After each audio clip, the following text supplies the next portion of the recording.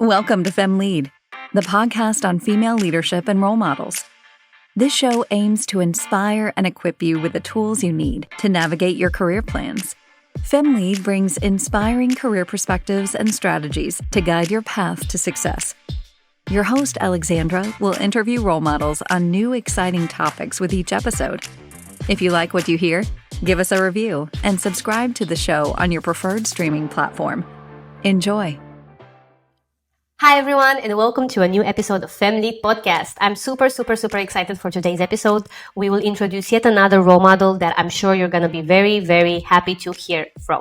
She has a lot of very good insights to share about the field that she's now active in, but moreover, she is really a voice for women empowerment and also for people management and creating a good culture at work. So I think you're really going to like Sarah's view. So, Sarah Freiesleben is a fantastic role model and inspiration for me. And once you hear her speak, you will know that you've met an extraordinary person. That was my first impression of her. Sarah helps purpose-driven organizations sustainably innovate by harnessing and applying human insights to technology development. With an advanced degree in linguistics and 15 years of working on global cross-functional enterprise tech projects in a wide variety of industries, she has come to believe that tech needs the humanities to develop tech for humanity. So her passion is shaping more holistic ecosystems so groups of people who want to bring change into the world can find the coherence and agency to be able to do so. She works as a consultant at Ramsco Consulting Group and as an industry fellow at the Danish Technical University. I've met Sarah through my network. She's really inspiring, and I really look forward to hearing your feedback about this interview. I think you're really going to enjoy it. So without further ado, let's welcome Sarah to FemLead Podcast. Hi, Sarah. Welcome to FemLead Podcast. It's really a pleasure to have you here. How are you today? Hi, Alexandra. Thank you so much for inviting me. I'm doing really well, and I'm excited to have a chat with you.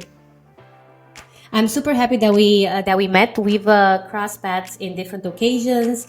We met at different DEI events in Copenhagen. You joined one of our FemLead events back in the beginning of 2023, so that's really fantastic. And we've also been connecting on some super important topics about career development for both of us. And we realized we have some interesting similarities when it comes to developing our career in a specific direction, but also what goes into decision making. So then we decided to meet in this format and go through a couple of questions that hopefully will inspire more. And our aim today is authenticity. So we aim to bring everybody listening a little bit of understanding on how a career progresses, also from your reflection, keeping in mind that you are known as a thought leader to be very straightforward in the way that you share the truths, and also very much focused on finding solutions to situations that occur. So I really like your speech online. It's always focused on, okay, how do we look at this subject realistically, and what can we do to move things forward? And so without further introduction, I would like to give you the stage, Sarah, to tell us a little bit about your current setup and what does it mean to work in consulting in your day-to-day? How does your setup look like now? Yeah, sure. Thank you for that. So my current setup is that I am a consultant working with digital transformation in the pharmaceutical industry, usually focused on manufacturing. And what attracted me to this was not only the interest in life science, but also the interest in the fact that these projects are almost always complex. And I'm very attracted to complexity and study complexity theory. And what made me hesitate to become a consultant, and I only started being a consultant about a year ago, is that I've always had a few kind of things holding me back from wanting to go into the consulting industry. So I spent most of my career in industry, in large corporations, and some of my encounters with consulting companies, especially large ones, were that I felt like they were maybe kind of willing to do anything to make a sale, even if it meant not telling the more difficult truths. And I didn't like that when I worked with consultants, because I always felt like, well, we're hiring you to help bring us into a better place. And that requires telling some uncomfortable truths sometimes. So I kind of shied away from the industry for that reason. And then it was about a year ago that I realized, just because I haven't been happy with how other people do consulting, it doesn't mean I can't be a consultant and do it a way that is aligned with my values and ethics. And I think I did not answer your question. My day-to-day job is right now I'm fully assigned with a client. So I work every day with a large client here in Copenhagen. And then I spend Fridays back home with my consulting colleagues. Fantastic. Thank you for that. I think you have a very good point when it comes to aligning on values, because we tend to generalize a lot and we tend to put things into boxes. And I think if I know anything about you is that you don't like that. And you also don't agree to that way of thinking. And I feel it's easy to categorize something, but at the end of the day, it's people that define the environment, and that is true for the field that we're discussing today. With youth consulting, it's also true for any other industry that develops with its people. And it's, for me, it's very relevant to ask this question, because I think when you highlight the importance of a good team, we end up in the same place, and that is that when you join an organization, understanding what's the team, who are your colleagues, what's the team like, how are you going to engage together, it's very important. Maybe sometimes even more important than the job description itself. Have you felt that in you throughout your career? Yeah, for sure. You know, working in Denmark, we talk a lot about community and everything's community centric. And I've noticed, at least in Denmark, a lot of people juxtaposition the community as it's in opposition to the individual, which is how we would perceive an American focus would be. Maybe because I am American and I've been working in Denmark so long, I've kind of taken from both ways of thinking and kind of believe in like a combination, because I don't believe community exists without each individual feeling safe and comfortable. So sometimes what I feel happens is if you focus on the community without also focusing on the individuals in the community, you end up, for example, doing ideation, where the output is basically just the average of the individual ideas. And you find kind of whichever idea makes the most people the most comfortable, even if it's mediocre, and then you just kind of go with that.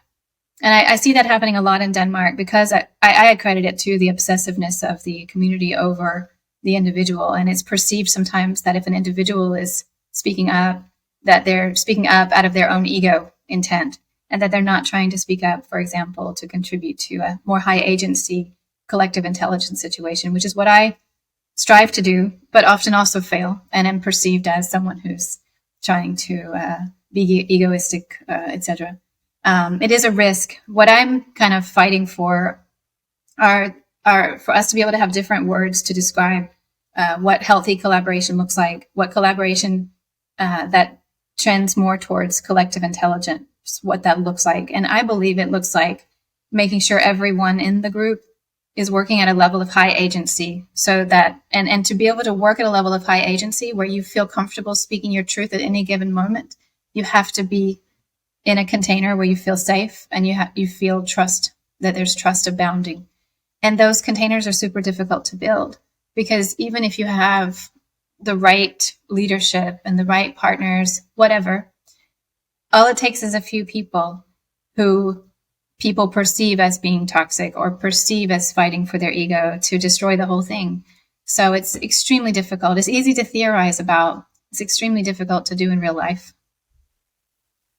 Okay, but let's pick up on that, because that particular point you've made reminds me of a conversation I had just a few weeks ago with a friend about being perceived as aggressive or direct because of the assertiveness of the speech. And obviously, I'm talking about the woman. Obviously, I'm saying it is about the woman. I have also been in situations where I have been given feedback that I'm too direct, or that I have a very straightforward way of sharing something, or I've been in a meeting where I was told, but you don't need to get upset. What do we do about this narrative? And because you are a person that is also speaking quite,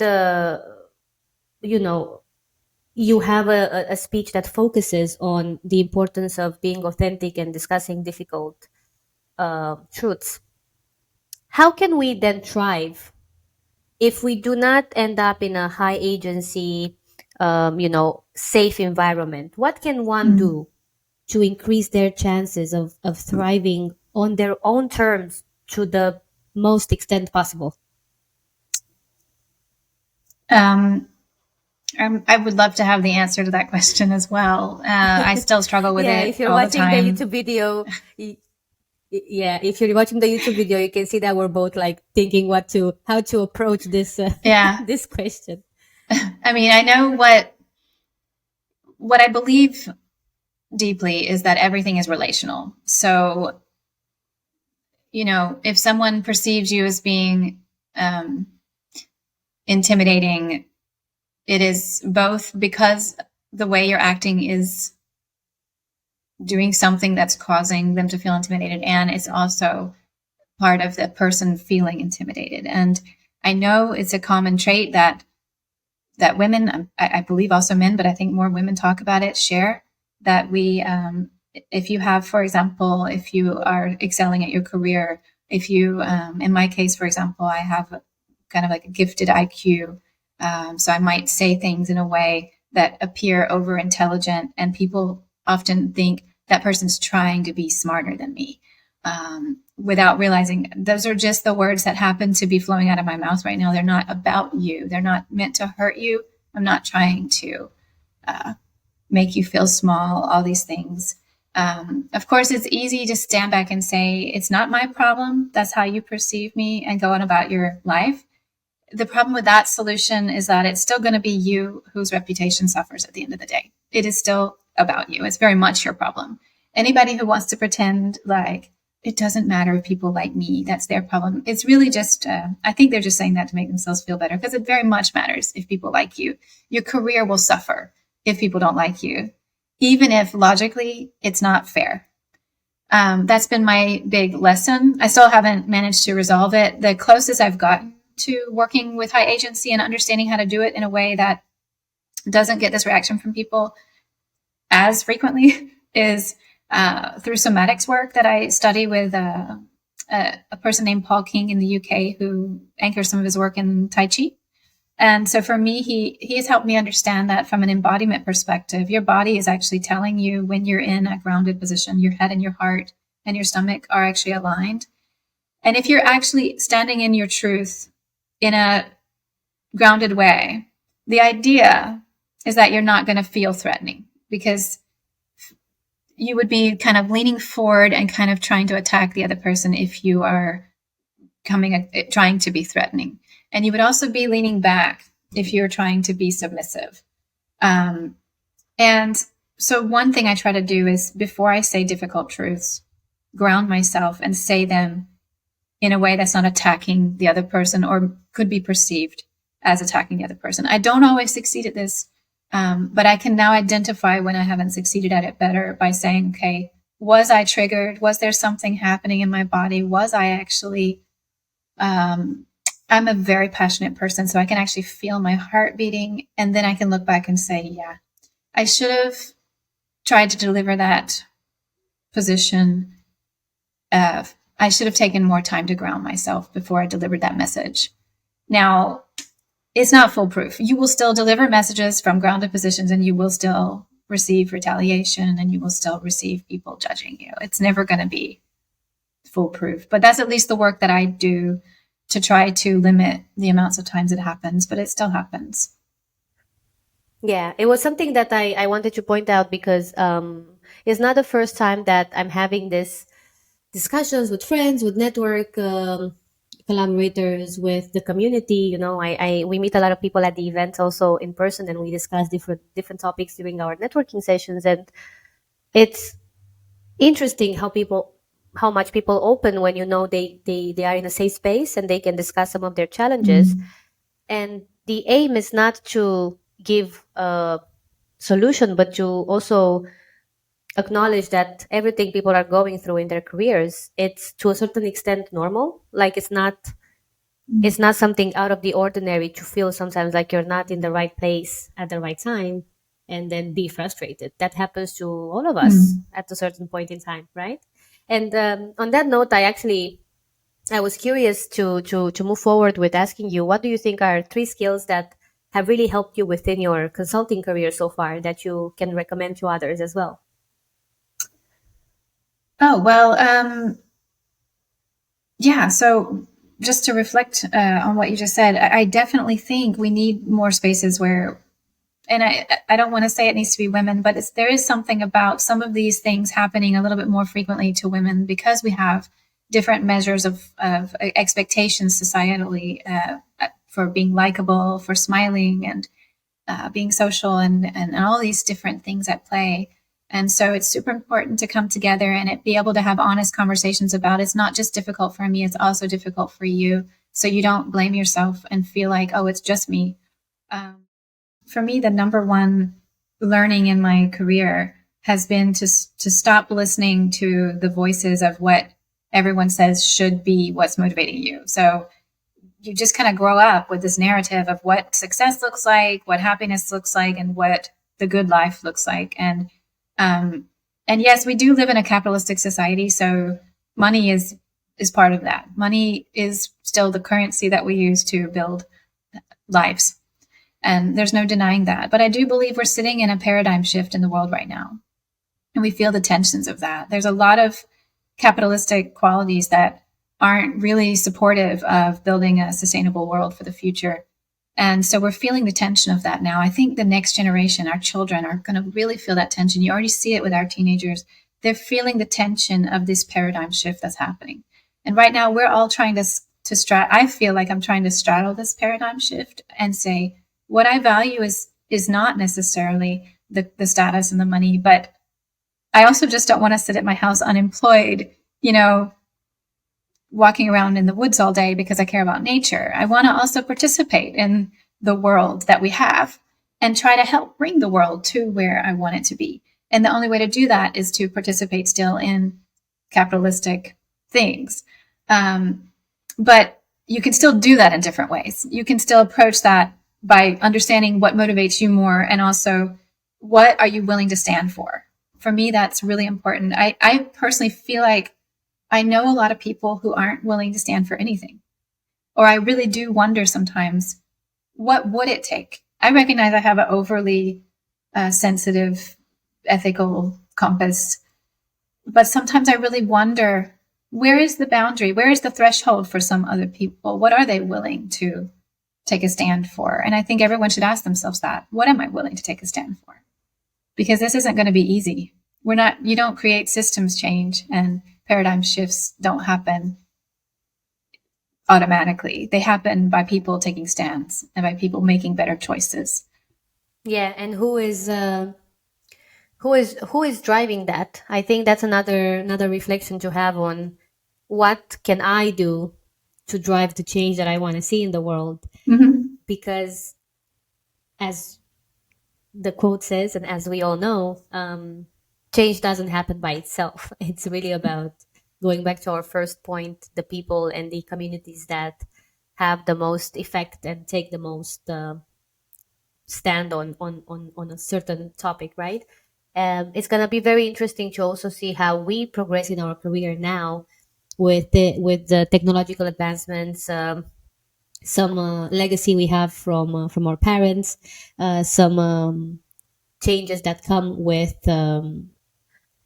advancements in terms of what a role should be in a certain industry and field. Now that we have options on how we can get to a certain task done, so it's going to be a very interesting shift also in terms of how we see jobs and careers evolving, and we're going to be part of that. So I hope we are equipped, and I hope we are ready for what's to come in 20 years. It's a very interesting time, but it's also, I see your point with being part of the paradigm shift and not waiting for it to happen, thinking that it will happen by itself. It's a very good reflection on having a stand for something, standing for something. No, I'm just thinking over what you said. Such interesting comments, because there's so many questions right now about the future of humanity and with technology advancing and what's going to happen. And one of my biggest concerns is that I actually think humans already are gradually we've been for very, very many decades glorifying what you could call like left brain thinking. So everything predictable based on what happened before and probabilistic. And now we see also that's what algorithms are good at. So humans are naturally good at a lot of other stuff that is very paradoxical, artistic, creative, not predictable. But we've been devaluing those in our society for a long time. Most people don't see that there's any place for people who have, for example, a humanities background in technology. Whereas I feel like almost every conversation I'm in about technology is more relevant for humanities than for technologists. This doesn't mean I don't believe we need people who know how to code and program and all these things, but that's never been the part that's hard. In all of my experience, it's never been, now who can we find to code this the right way? It's always been, what problem are we solving? How do we make sure we're making the right solutions? And these are, I think, very human centric conversations. So I actually think for a long time we've been devaluing. I know it sounds like I'm just trying to promote myself because I have a degree in the humanities, but I feel like we have a major lack of humanities thinking in technology. And so as we shift to giving the AI the skills that we've been valuing for so long, I wonder, everyone kind of casually acts like that's okay. We can just fall back on our right brain, human centric stuff. But we've been giving that away for years. That's my concern. When I think about the singularity, I don't think about robots taking over and uprising and taking over us. I think about humans just unknowingly giving away their agency because they're already doing it. And I think that we need to majorly change courses if we're going to prevent this crisis from happening. You have a very good point that I don't want to say discredit because that's not the word I'm looking maybe for.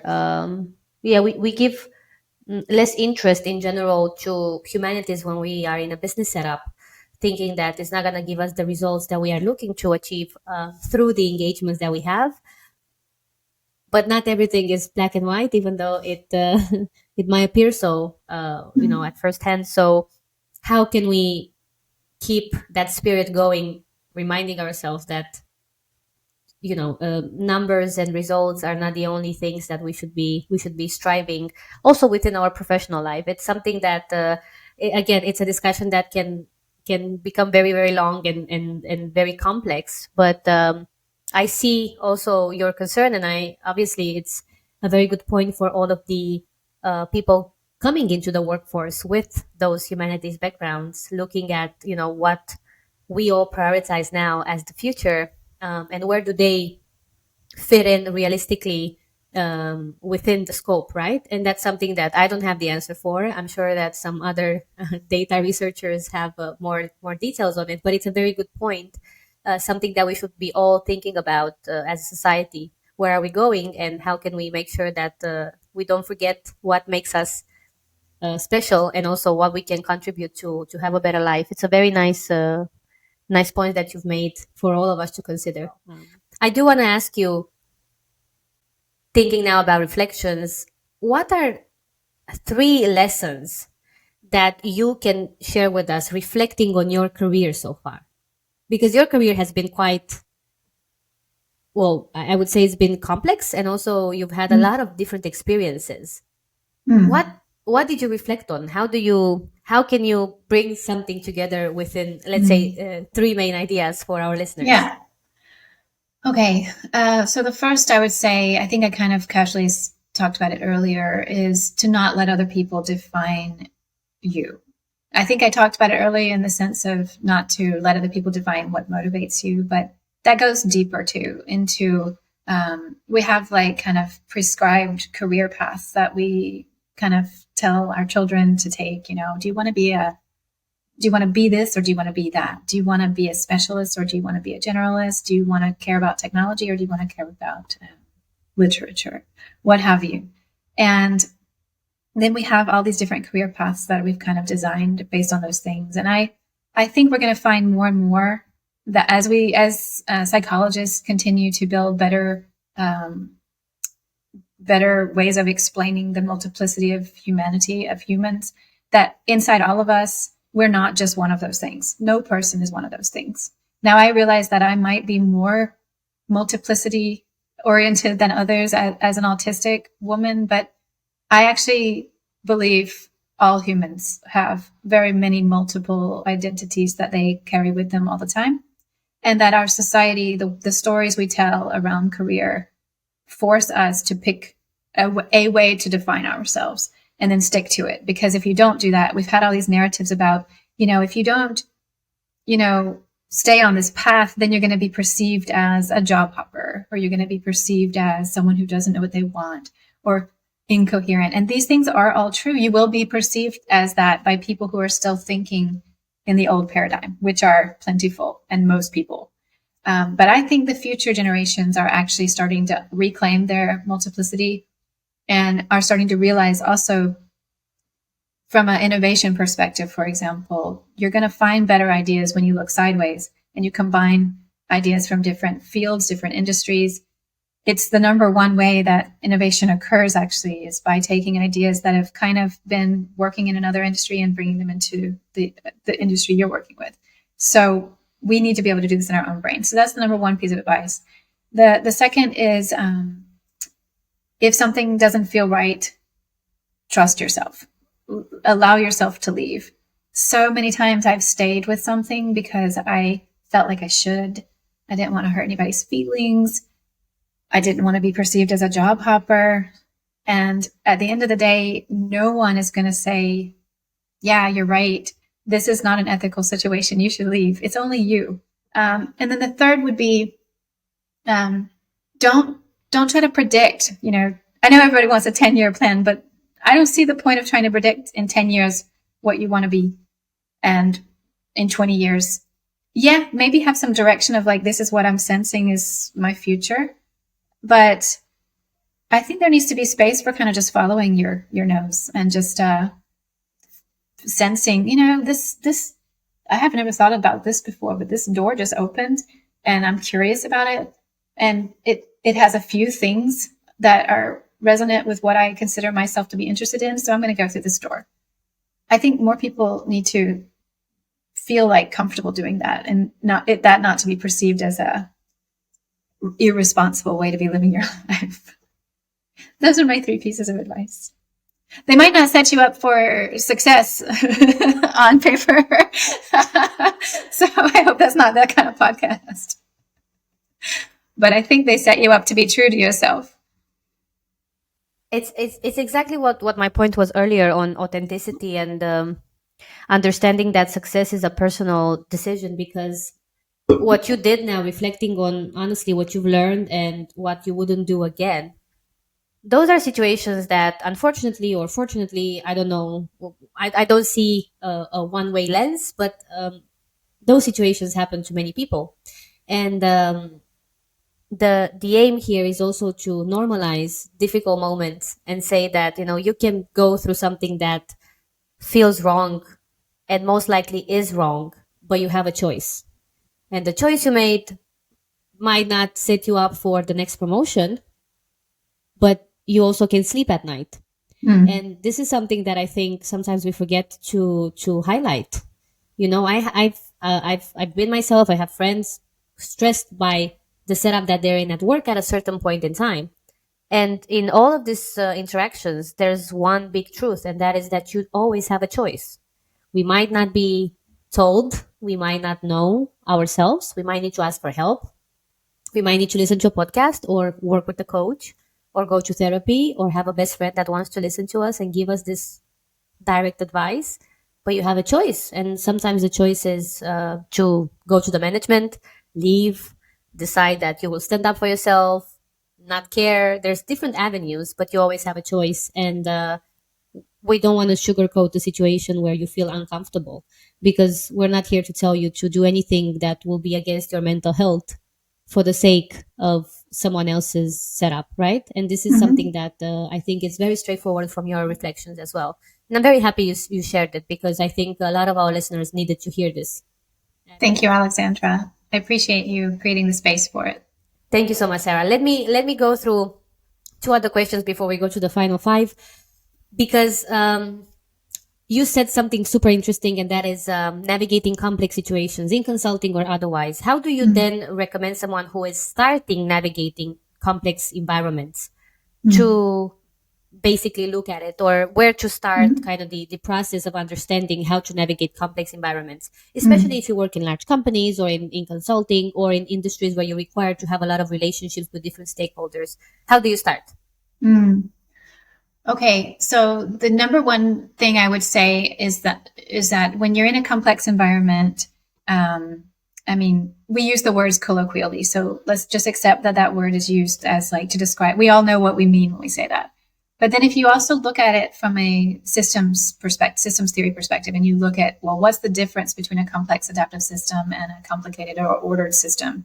You actually gain a lot of insights from doing that. And no situation is fully complex or fully complicated.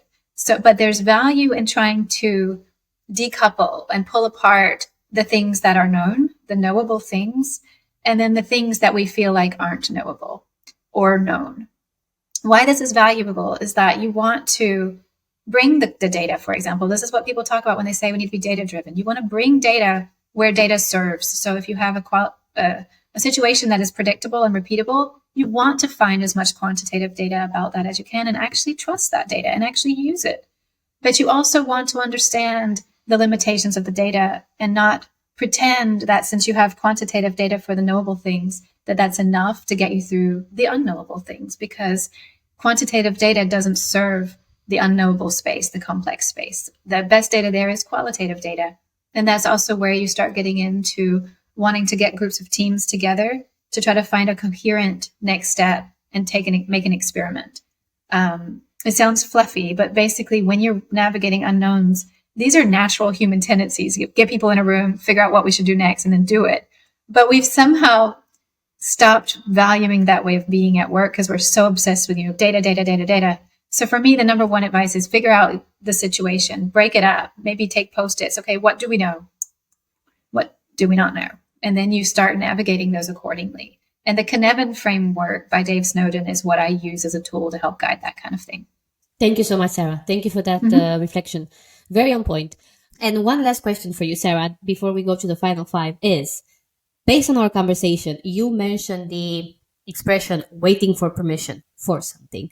So I would like to close this interview by asking you a very straightforward question, which is, why do you think we wait for permission to build the professional life that we want? Oh, wow. I can only speak for why I do it is because it usually comes from not trusting myself enough. It usually comes from self-doubt.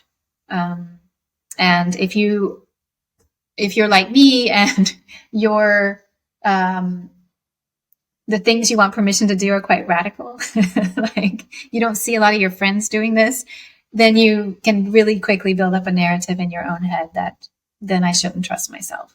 But what I've come to find is I had built that narrative up because other people weren't sharing their stories of things happening to them. Once we share stories, we realize that these things are happening to a lot of people. They're actually happening. There's ethical dilemmas happening to a lot of people. Women are suffering from microaggressions. People of ethnic minorities are suffering from this, even in Denmark, where we're so proud of our Nordic values, right? And so the more we share narratives, the more we can understand that our truth is valid. But ideally, you should be able to give yourself permission, even if it's just because it's your truth. But that's very hard to do. At least it's been very hard for me. Yeah, it is hard, and it's also uncomfortable, and it's also unsure. You cannot control the outcome the same way that you can control the outcome when you do things the way that most people would have done them. So that's why sometimes, in my opinion, we don't do what we think it's the right thing or what we think is the next step for us because we have no comparison. You haven't seen it before. So then you're like, well, how will people react to this? I haven't seen anybody doing or reacting to a situation in the way that I plan to react. I'm happy you mentioned this because, like everybody else, I also go through ethical dilemmas. I'm also in situations where it becomes frustrating to discuss certain topics, and it's part of life, and it's a in a certain way, it's a situation that you have to go through, it to a certain extent within the environment of working with different people. We're different. So of course we're not going to think the same and want to react the same way. And the way I react to it is that I really try to think about whether there's really something that I want to battle with. Is this my battle, or is this, why am I first of all reacting to it? And is this something that I really want to pick up? Because if I don't, then maybe I'll let it go. But if I really think I feel strongly about something, I move forward. I also work with a manager that allows me and encourages me to share any sort of thoughts about the different situations I'm in, and I always do. So I always have a sparring partner. That helps a lot. And I think also helps to have a structure within the organization, which I also have right now, where you give instant feedback. So you don't wait 2 weeks. You don't wait a month. You don't wait until you don't feel comfortable to share, hey, let's discuss this meeting and how it went. And what should we do better next time? And what do I think about the way that this happened? And so on and so forth.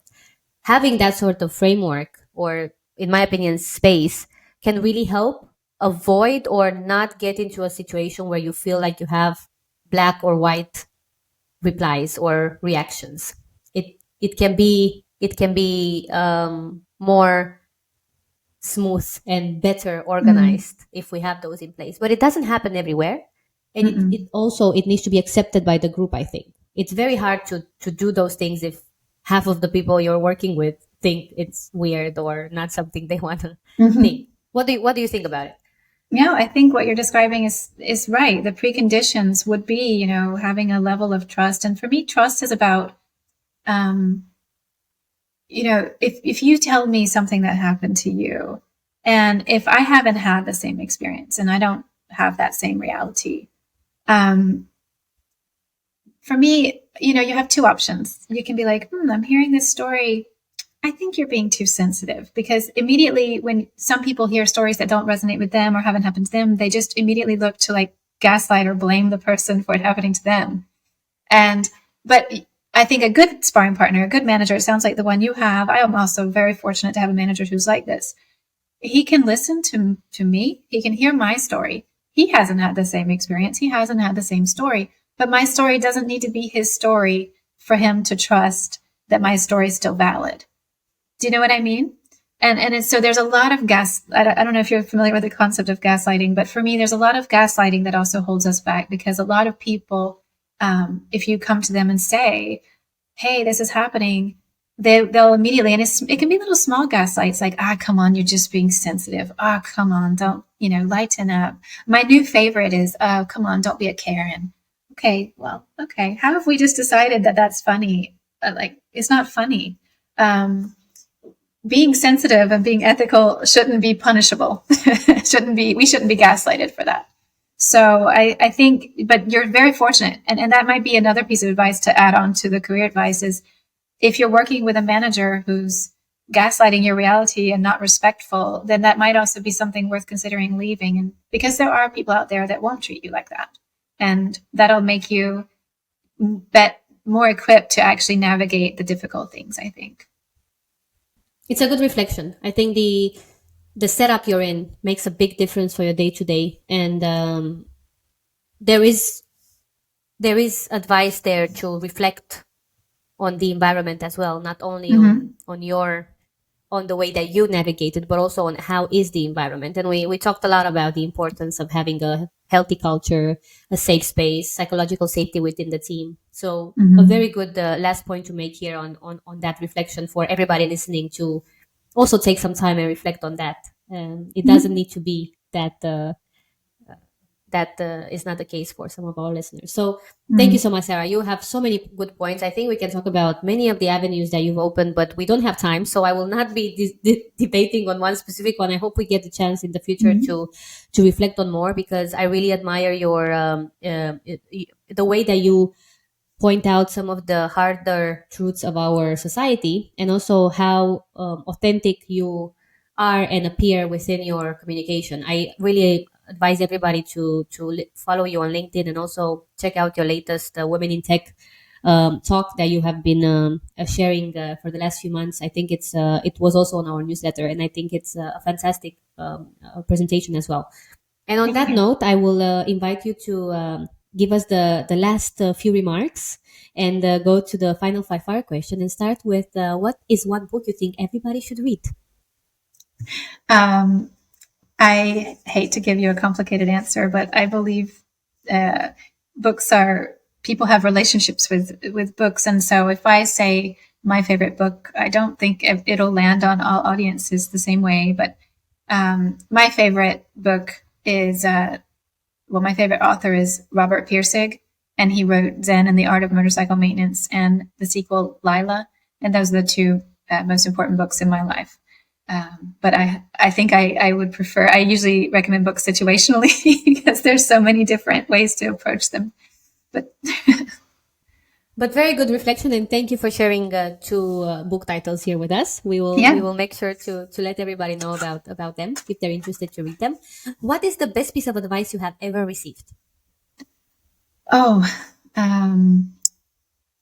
don't know if this is ever, but I heard it recently, so I remember it. But it was on a podcast last week with Jane Fonda and Julia Louis-Dreyfus, and Jane Fonda said, "No is a complete sentence." And I just took that a lot away from that. I always think I have to justify my no, but I don't.